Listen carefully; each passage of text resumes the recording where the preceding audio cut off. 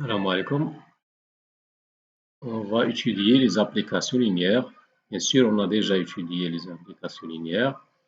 Donc, on a déjà défini une application linéaire d'un espace vectoriel vectoriel dans un espace vectoriel F. Pour chaque UV dans E carré, s'il vérifie, pour chaque UV dans E carré, F de U plus V égale à F de U plus V. Deuxième condition, pour chaque alpha dans le corps K, pour chaque U dans E, F de alpha U égale à alpha de F de U. On a dit aussi qu'il est équivalent à, pour chaque alpha bêta dans K carré, pour chaque UV dans E au carré, l'image de alpha U plus bêta V égale à alpha F de U plus bêta F de V.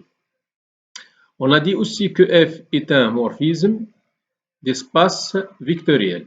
Un endomorphisme de E, c'est une application linéaire de E, dans lui-même, c'est-à-dire de E dans lui-même. C'est une application linéaire de E dans lui-même. Un isomorphisme de E sur F, bien sûr, on a dit qu'il est un morphisme, c'est-à-dire application linéaire d'espace vectoriel plus la bijectivité, puisque cette application linéaire soit bijective. Un automorphisme, bon, c'est un endomorphisme bijectif d'un espace vectoriel E. Donc, on a déjà donné ces définitions. Bon, quelques notations. Bon, les applications linéaires de E dans F sera notées L de E dans F, c'est-à-dire l'ensemble des applications linéaires de E dans F. L'ensemble des endomorphismes de E, on la note tout simplement LE. L'ensemble des homorphismes, on la note par isomorphe de E dans F. Et l'ensemble des automorphismes, on la note tout simplement GL de E. L'ensemble des automorphismes de l'espace vectoriel E. Ici, quelques exemples. Donc, on a déjà traité comme ces exemples. L'application F, X, Y, Z, F de X, Y, Z, X plus 2Y, X moins Y. Donc, c'est une application, on peut vérifier facilement que c'est une application linéaire. La même chose ici, bon, l'application de F qui définit à chaque polynôme P de Kx, bien sûr, allant de Kx vers K de X, c'est-à-dire l'ensemble des polynômes sur le corps K. Chaque polynôme P associé à son dérivé P', c'est-à-dire f de P égale à son dérivé P'.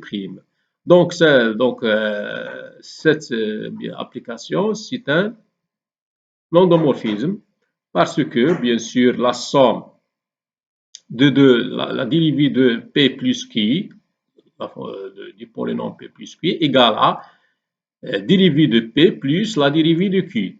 Bien sûr, on a vu aussi que la dérivée de alpha P, vous avez déjà vu que la dérivée de alpha fois un polynôme, bien sûr,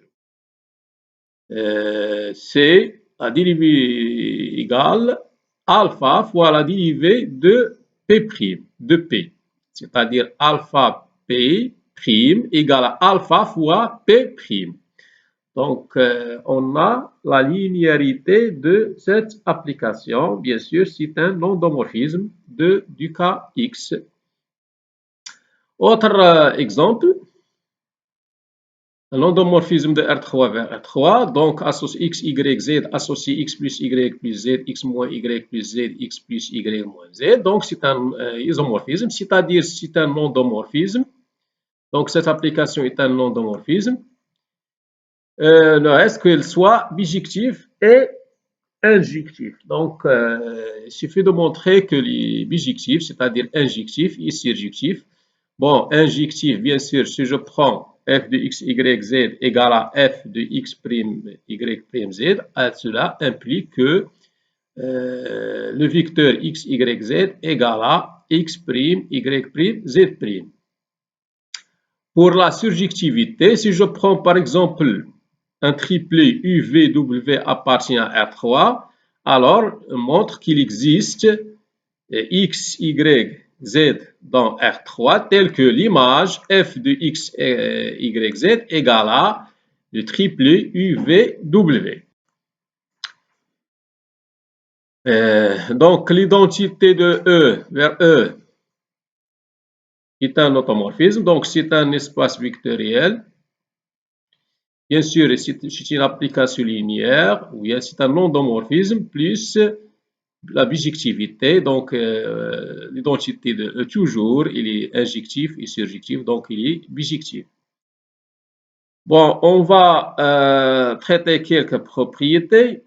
Si je prends deux espaces vectoriels, E et F, alors si F est une application linéaire de E vers F, alors l'image de 0, c'est 0, toujours.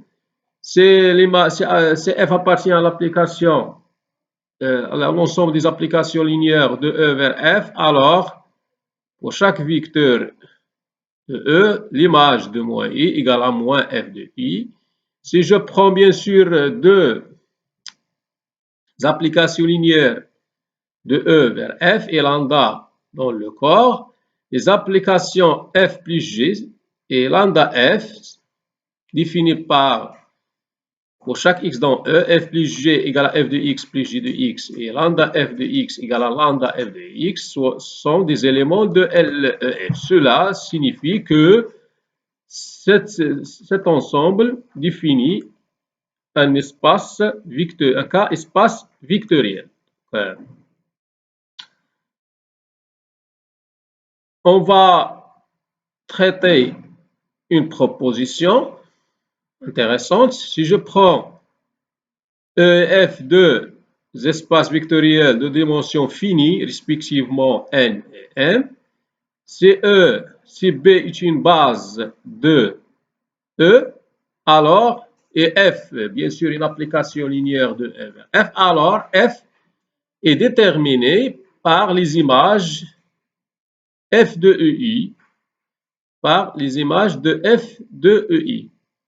Alors, en effet, si je prends x dans E, alors x, on peut l'écrire en fonction des éléments de la base, comme x égale à x1, E1 plus x2, E2 jusqu'à xen, puisque E1, E2 jusqu'à En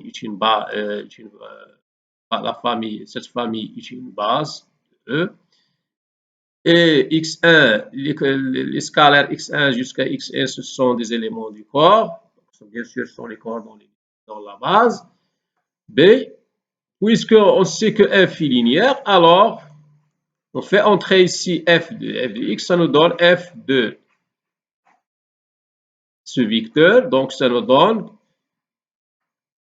f de ce vecteur, donc ça nous donne x de f, la linéarité, ça nous donne x de fe1 plus x de fe2 plus jusqu'à xn, e, f, en. Donc là, on a écrit f de x en fonction de f1, f2 et f, en.